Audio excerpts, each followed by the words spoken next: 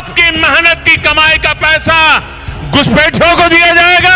एक चुनाव जीतने के लिए आप झूठ पे झूठ परोसते चले जाओगे जनता को। ये कांग्रेस का मैनिफेस्टो कह रहा है कि वो माताओं बहनों का सोने का हिसाब करेंगे। कांग्रेस के मैनिफेस्टो में कहीं भी, मैं ये चुनौती करता हूं प्रधानमंत्री को, कहीं मुसलमान या हिंदू कोई इस तरह का शब्द हो तो हमें बताएं। और उनको बांटेंगे जिनको मनमोहन सिंह जी की सरकार ने कहा था कि संपत्ति पर पहला अधिकार मुसलमानों का है।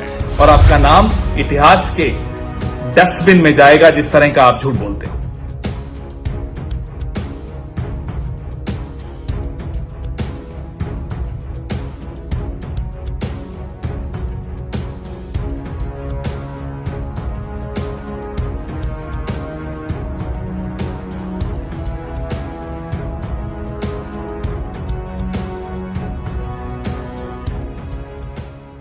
लोकसभा चुनाव 2024 के पहले चरण का मतदान खत्म होने के साथ ही दूसरे चरण के मतदान को लेकर राजनीतिक दलों का प्रचार प्रसार तेज हो गया है।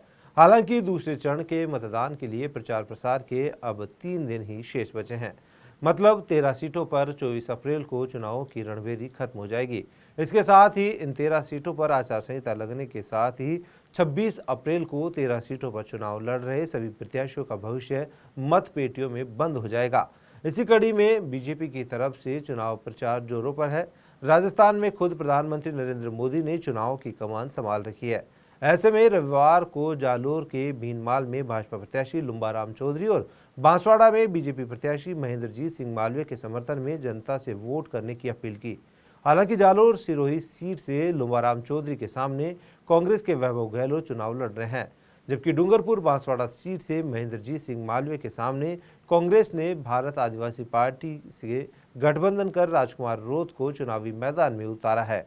वहीं गठबंधन के बाद भी कांग्रेस के चुनाव चिन्ह पर अरविंद डामोर चुनावी मैदान में है, जिससे इस सीट पर त्रिकोणीय मुकाबला हो गया। हालांकि कांग्रेस ने अरविंद डामोर को 6 साल के लिए निष्कासित कर दिया है और कांग्रेस इन चुनाव में डामोर के समर्थन में भी नहीं है।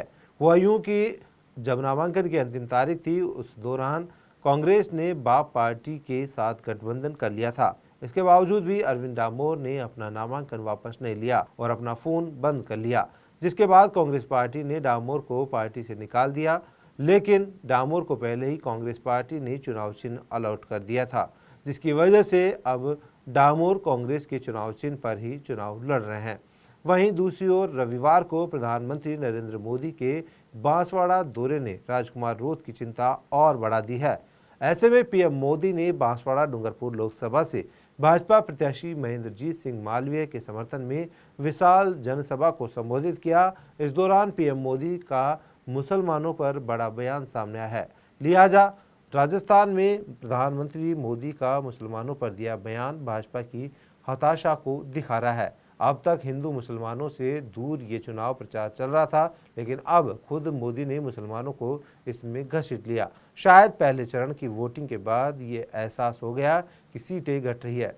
पीएम मोदी ने कांग्रेस के मैनिफेस्टो पर पलटवार करते हुए मुसलमानों पर बड़ी टिप्पणी कर दी। उन्होंने क्या कुछ कहा, आइए आपको सुनाते हैं। पहले जब उनकी सरकार थी, उन्होंने कहा था कि देश की संपत्ति पर पहला अधिकार मुसलमानों का है। इसका मतलब ये संपत्ति इकट्ठी करके किसको बांटेंगे? जिनके ज्यादा बच्चे हैं उनको बांटेंगे। घुसपैठियों को बांटेंगे। क्या आपकी मेहनत की कमाई का पैसा घुसपैठियों को दिया जाएगा? आपको मंजूर है ये कांग्रेस का मैनिफेस्टो कह रहा है कि वो माताओं बहनों का सोने का हिसाब करेंगे, उसकी जड़ती करेंगे, जानकारी लेंगे और फिर उस संपत्ति को बांट देंगे। और उनको बांटेंगे जिनको मनमोहन सिंह जी की सरकार ने कहा था कि संपत्ति पर पहला अधिकार मुसलमानों का है।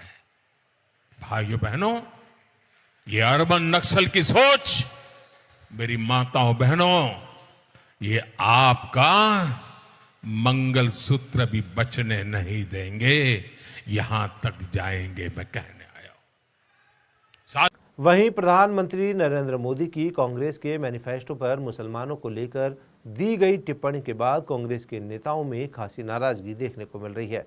पीएम मोदी के इस बयान को लेकर कांग्रेस के प्रवक्ता पवन खेड़ा ने प्रतिक्रिया देते हुए कहा कि प्रधानमंत्री को चुनौती है कि हमारे घोषणा पत्र में कहीं भी हिंदू मुसलमान लिखा हो तो दिखा दे।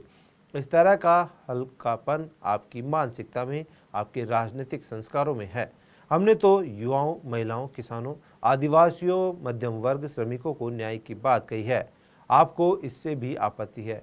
आगे पवन खेड़ा ने क्या कुछ कहा, सुनिए उनकी जुबानी। देश के प्रधानमंत्री ने आज फिर झूठ बोला। एक चुनाव जीतने के लिए आप झूठ पे झूठ परोसते चले जाओगे जनता को। चलिए, आपकी गारंटियां झूठी, आपके जुमले झूठे, आपके वादे झूठे। अब देश को हिंदू मुसलमान के नाम पर आप झूठ परोस कर बांट रहे हैं।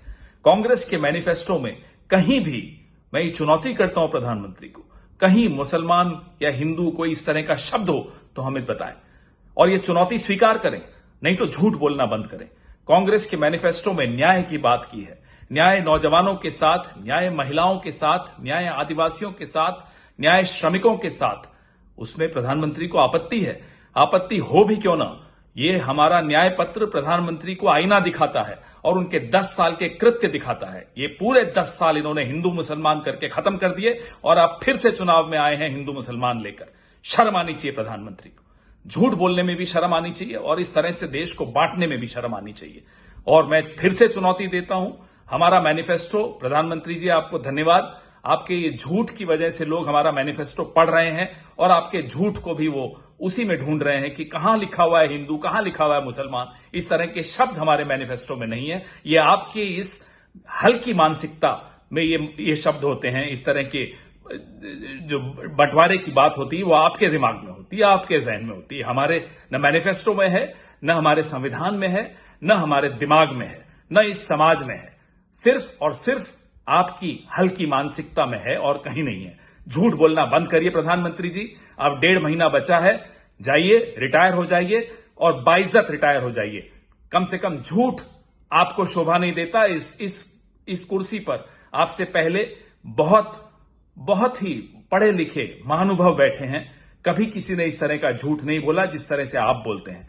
और आपके बाद भी बहुत अच्छे लोग आएंगे, प्रधानमंत्री बनेंगे, लेकिन कोई भी इस तरह से झूठ नहीं बोलेगा और आपका नाम इतिहास के डस्टबिन में जाएगा जिस तरह का आप झूठ बोलते हो। माफ कीजिएगा, ये भाषा हम आप ही से सीख रहे हैं।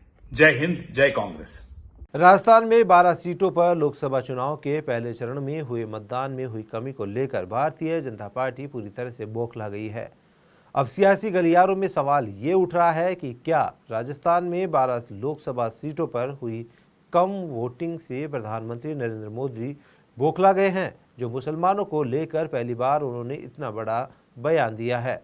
हालांकि अब 13 सीटों पर मतदान 26 अप्रैल को होना है। दूसरे चरण में होने वाली वोटिंग प्रतिशत के बाद कुछ खुलासा हो पाएगा। हालांकि स्पष्ट रूप से परिणाम तो 4 जून को ही आएगा। ऐसे में पूरी स्थिति स्पष्ट हो जाएगी कि राजस्थान में सबसे ज़्यादा सीटें अब किसकी आएगी। Bureau report, Punjab Kesari, Rajasthan.